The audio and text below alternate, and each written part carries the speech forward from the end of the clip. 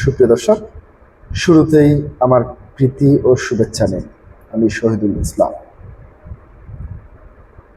প্রিয় দর্শক, আজকে যে বিষয়টি নিয়ে কথা বলবো, কাঁটাতারের বেড়া বসবে মিয়ানমার সীমান্তে। ভারত সীমান্ত ও বিবেচনাধীন রয়েছে। প্রিয় দর্শক, মূলত বাংলাদেশ, ভারত কিংবা মিয়ানমার যে সীমান্তগুলি রয়েছে সেটি সারা বিশ্বেই একটি অবৈধ চোরাচালান কিংবা অবৈধ অধিবাসন এবং বিভিন্ন ধরনের অপরাধ কর্মকাণ্ড, মাদকের চালান থেকে শুরু করে অনেক কিছুই অবৈধভাবে এই দেশ, এক দেশ থেকে আরেক দেশে পাচার হয়ে আসছে দীর্ঘদিন ধরেই। যেমন আমরা দেখতে পাই, পবিত্র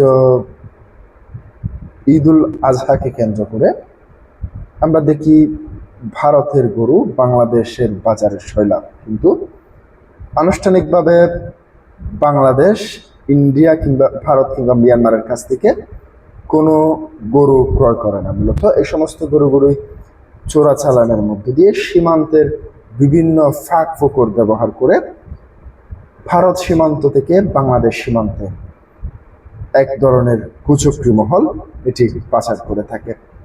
ঠিক তেমনি আবার পবিত্র ঈদ উল ফিতর সহ দেশে বিভিন্ন মৌসুমে আমরা দেখতে পাই ভারতের কাপড়ে বাংলাদেশের সয়লাভ।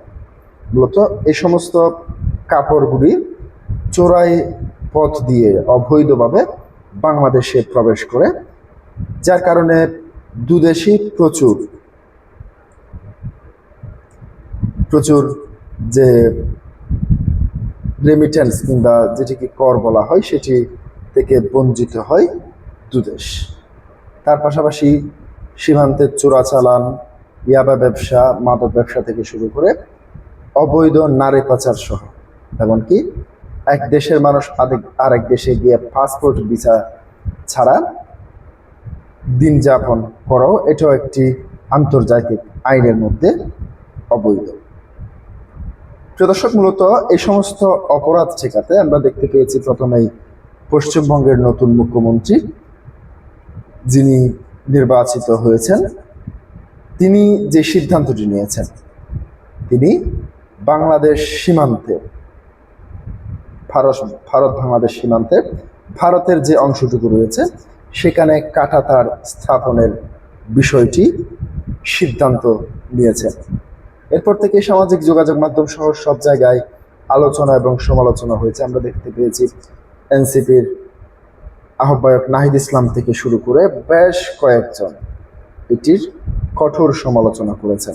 আমরা দেখতে পাচ্ছি প্রতিনিয়ত প্রতি বছরই বাংলাদেশ থেকে ভারতে অনুপ্রবেশ কিংবা ভারত থেকে বাংলাদেশ অনুপ্রবেশের সময় বেশ কিছু বাংলাদেশি প্রতি বছরই সীমান্তে নিহতের ঘটনা ঘটছে। প্রিয় দর্শক, সেই ঘটনা এড়াতে কিংবা দুই দেশের সম্পর্কের অবনতি যাতে না হয়, এই কাঁটাতারের বেড়া একটি গুরুত্বপূর্ণ মহা ঔষধ হিসেবে কাজ করতে পারে। প্রিয় দর্শক, মূলত এই সমস্ত হত্যাকাণ্ডগুলি হয় কখন?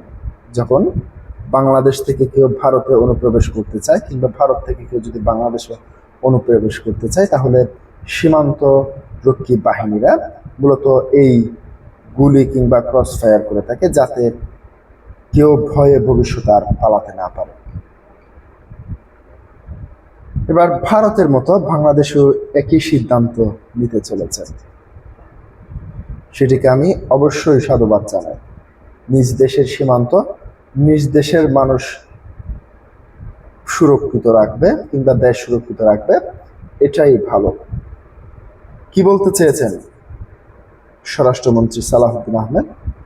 সংসদে বুধবার 17 জুন জাতীয় সংসদে পাবনা 5 আসনের সংসদ সদস্য শামসুর রহমান শিমুল বিশ্বাসের প্রশ্নের জবাবে তিনি এই তথ্য জানান। একই সঙ্গে ভারত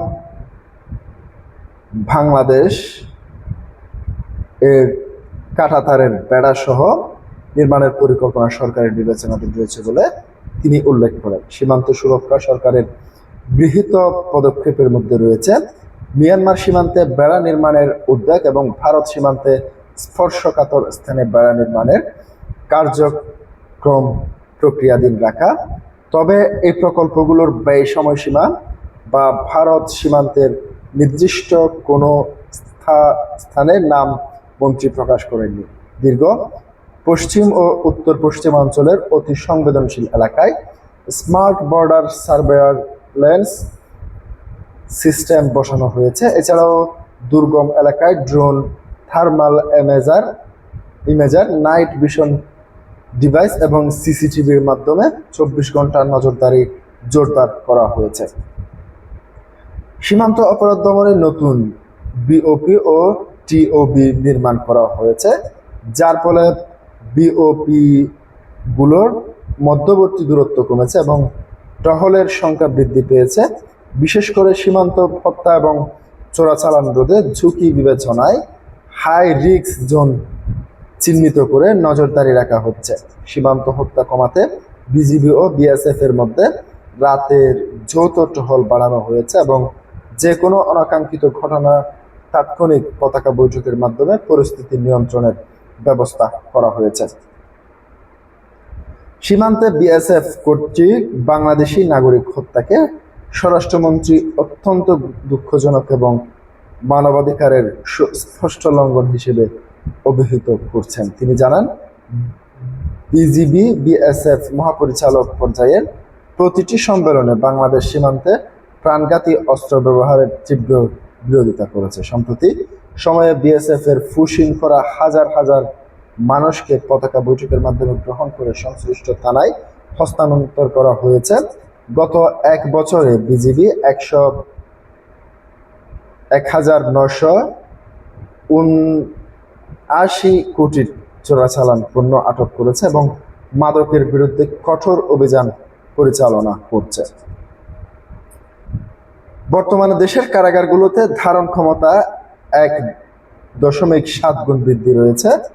আবাসন সংকট নিরসনের নতুন কারাগার চালুর উদ্যোগ নেওয়া হয়েছে এবং অনিয়ম ও দুর্নীতি রোধে কারা বিভাগ শত শত কর্মকর্তা কর্মচারীর বিরুদ্ধে শাস্তিমূলক ব্যবস্থা গ্রহণ করা হয়েছে।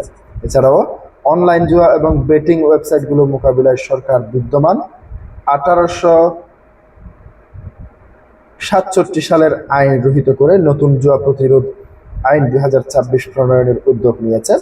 স্বরাষ্ট্রমন্ত্রী সংসদে স্পষ্টভাবে জানিয়েছেন যে সীমান্তে কোনো ধরনের মাদক, অবৈধ অস্ত্র বা গোলাবারুদ প্রবেশ ঠেকাতে বিজিবি জিরো টলারেন্স নীতি অনুসরণ করছে এবং দেশ জাতীয় স্বার্থ রক্ষায় সীমান্তে অপরাধ শূন্যের কোটায় নামিয়ে আনতে সরকার বদ্ধপরিকর।